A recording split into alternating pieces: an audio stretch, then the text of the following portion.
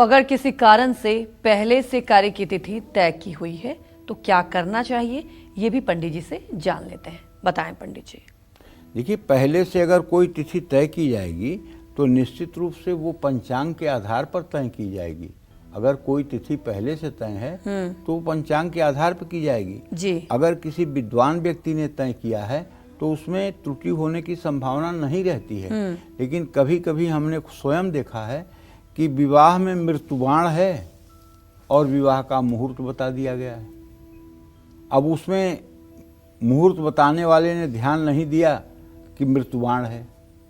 किसी को नींव डालने के लिए कह दिया गया और उसमें शल्यबाण है। अब ये मुहूर्त देखने वाले ने विचार नहीं किया कि शल्यबाण है, शल्यबाण होगा तो उस घर को बनाने वाला मरेगा। किसी ने यात्रा के लिए मुहूर्त निकलवाया और उसमें चौरबाण है, चौरबाण है तो निश्चित रूप से यात्रा करने वाले के साथ रास्ते में अपघात होगा। किसी ने घर बनाया और घर का मतलब लेंटर डालना चाहा, उसमें अग्निबाण है, अग्निबाण है तो इसका मतलब कि घर में आग लगने की संभावना बार बार होगी। तो पंडित जी तिथियों के साथ ये बाण भी देखना जरूरी है। बाण तिथियों के हिसाब से नहीं होते हैं बेटा जी। बाण जो है सूर्य के नक्षत्रों के हिसाब से होते हैं। रस गुण शशि नागाभ्या धय संक्रांति याता सका मिथिर तष्टा करियदा पंचशेषा रुग नील नप चोरा कैकेयी बाणई सशल्य। तो कहने का मतलब सूर्य का जो अंश है वो अंश देख करके बाणों का निर्णय होता है कि किस दिन कौन सा बाण है।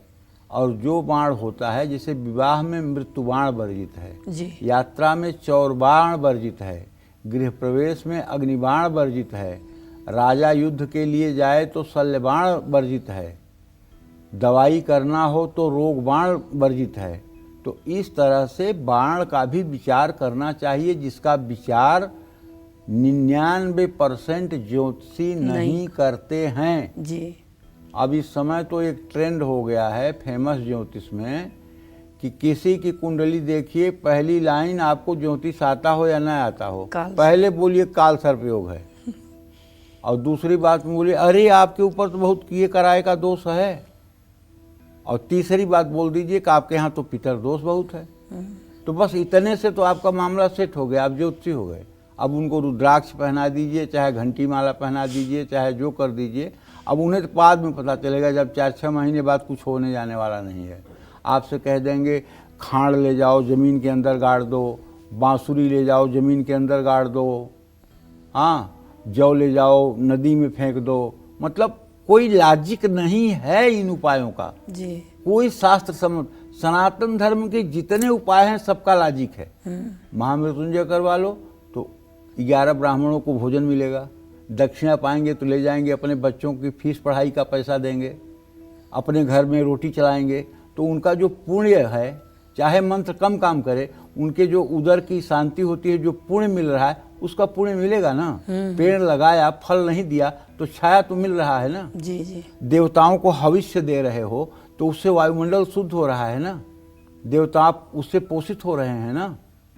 लेकिन खांड चाक ले जाकर जमुना जी में प्रवाहित कर दो, चक्की ले जाकर के जमुना जी में प्रवाहित, क्या लॉजिक है भाई? जमुना जी में चक्की जाएगी तो क्या मतलब है? यहाँ तक तो समझ में आता है कि मछलियों को आटे की गोलियां खिला दो, उससे जीव पोषण होगा। लेकिन आटे की चक्की ले जाकर के समुद्र में डाल दो, ले जाकर के नदी में डाल दो, इसका क्या लॉजिक है? तो ये सब सनातन धर्म को विकृत करने के लिए एक लाल किताब है। वो सनातन धर्म को विकृत करने के लिए वो एक किताब है। घर में दिया मत जलाना, घर में पूजा स्थान मत बनाना। घर में पूजा स्थान बनाओगे तो आपका, और लोग मान जाते हैं, घर से मंदिर ही गायब कर देते हैं। अरे जिस देश में जोरावर और फतेह बहादुर पैदा हुए, दीवारों में चुन दिए गए लेकिन धर्म नहीं बदले, उसी देश के तुम हो, थोड़े से दुखों से इतने परेशान हो कि अपने घर से मंदिर हटा रहे हो, अपने घर में दिया जलाना बंद कर रहे हो, अपने घर में घंटी रखना बंद कर रहे हो, अपने घर में शंख रखना बंद कर रहे हो। कितने स्वार्थी हो यार।